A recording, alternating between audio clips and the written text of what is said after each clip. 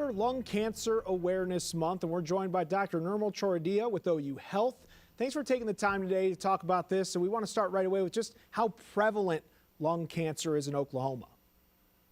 Yeah, thanks for inviting me. So lung cancer in Oklahoma is actually really prevalent. Currently, we're among the worst states in rates of new cases, as well as we don't do great with kind of overall survival. And a lot of that is because we actually don't do well at screening patients. Among all the states in the US, we're actually the worst at lung cancer screening.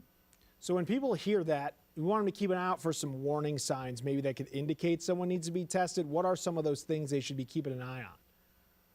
Yeah, absolutely. So those criteria for lung cancer screening are pretty simple. Basically, if you're over the age of 50 years old and you have a smoking history, when I mean smoking history, what I'm saying is you're either currently smoking or you've been smoking for at least 20 years and have quit within the last 15 years. So go ahead. I'm sorry. Go ahead. No, you got it. Keep going.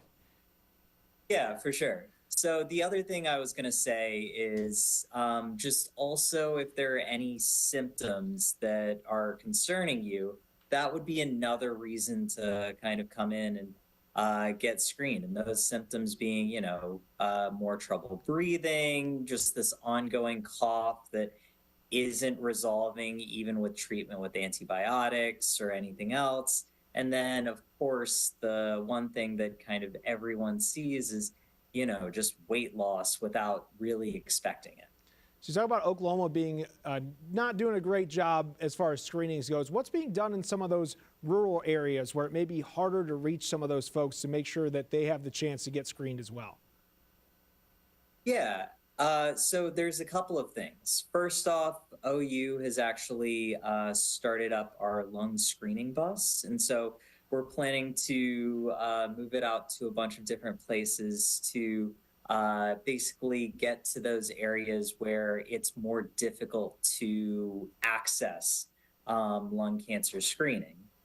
Additionally, there's more and more places where you can get CT screening, and a large portion of the reason Oklahoma isn't that great at lung cancer screening is, we just haven't really gotten the word out. And, even when the USPSTF, the Preventative Services Task Force, recommends something, it takes about 10 to 15 years before you really see that recommendation kind of go across the US. And so they initially had recommended things in 2013. So we're kind of getting to that 10 to 15 year point.